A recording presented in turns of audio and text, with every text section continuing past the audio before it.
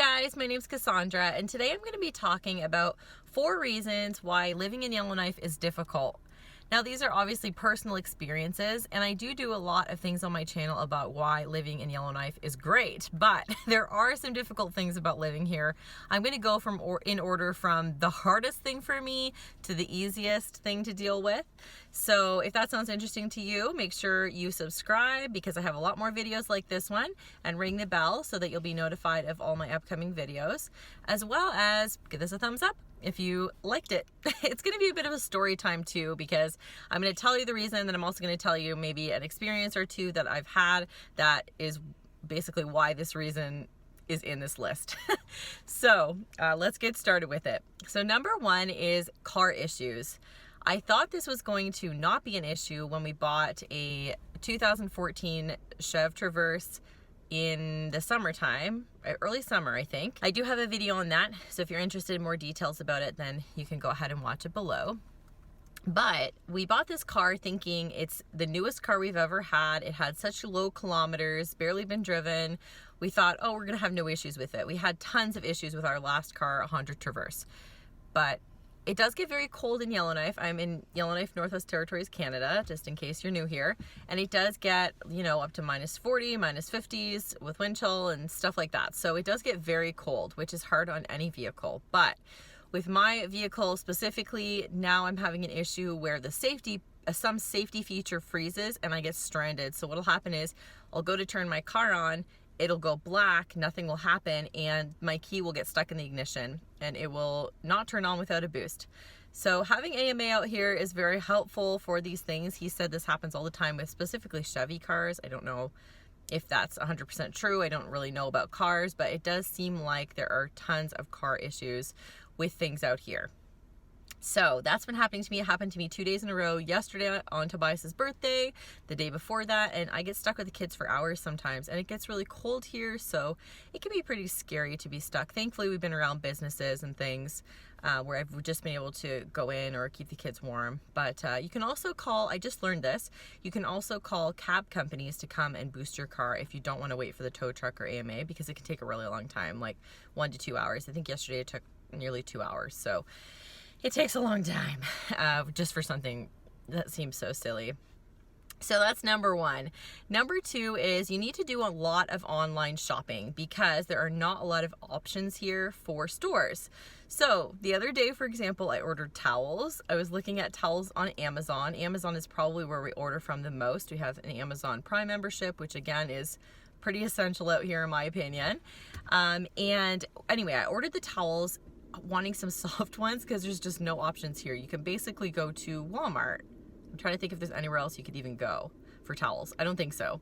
So anyway, I ordered them and they were like sandpaper when they got here. So it can be a real disadvantage to have to rely on online shopping for things like clothes where you don't know the fit, especially for the kids, you know, and you know, we pretty much have to order everything online. So that can be obviously a real obstacle to living here.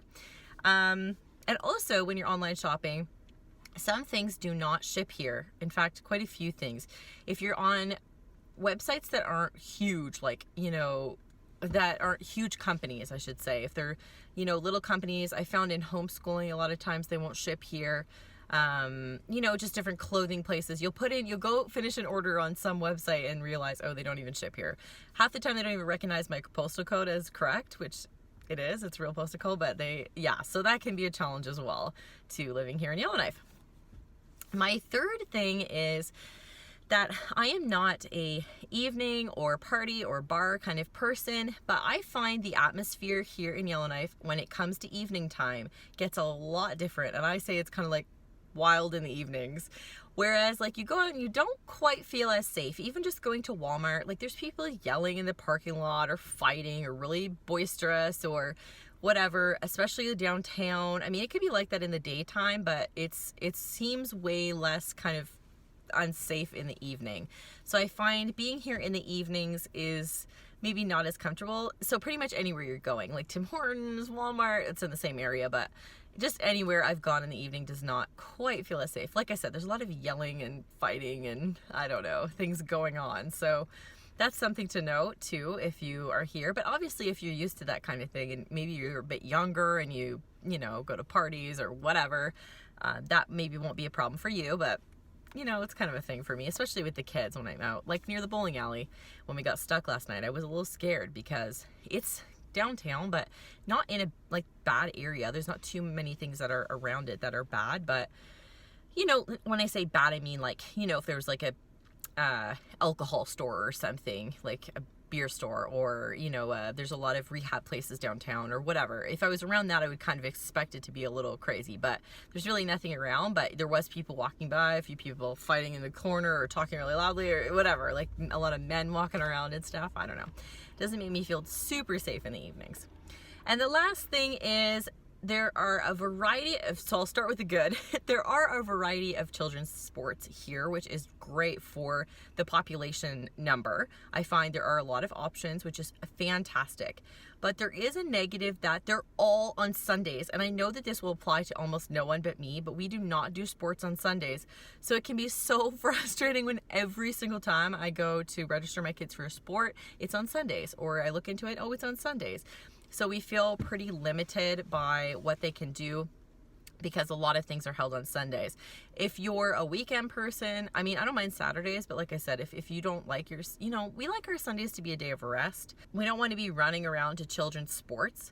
So that can be pretty frustrating, you know, to have it only be on Sundays. Another thing is things, especially now with COVID and limited, you know, spaces and availability, things fill up so fast. For example, my son's in gymnastics right now. That's where I am waiting outside. Because of COVID, they don't allow parents to watch if you have a sibling. So I have Alice with me because Chris is sleeping for work tonight. And so I'm in the car waiting. But to get him in this class, the registration, they post what day it opens. They didn't even post a time this time, but I went on assuming it was 9 o'clock like it was last time. I went on right at 9 o'clock. It was already half full. Like I barely got in. I got Alice the last spot when I registered him, and I registered her right away. It was like 11 minutes after 9 and it was full. So you have to go so fast to get your kids in stuff if you want to. I don't know if that is just gymnastics or if it's other things, but I'm assuming it's a lot of things. And I know in my homeschool group, they run the gymnastics club runs a homeschool class, and that was also full really quickly. And then there are so many people on the wait list. Usually they will just run a second class if there's 6 kids, I think, but they're not doing that this time. They don't have a coach to do it. So, you know, you got to act pretty fast when you're trying to register your kids for sports. So that's everything. Thank you so much for watching, guys. I really hope you enjoyed this video. Make sure you give it a thumbs up and subscribe, and I will see you in the next video.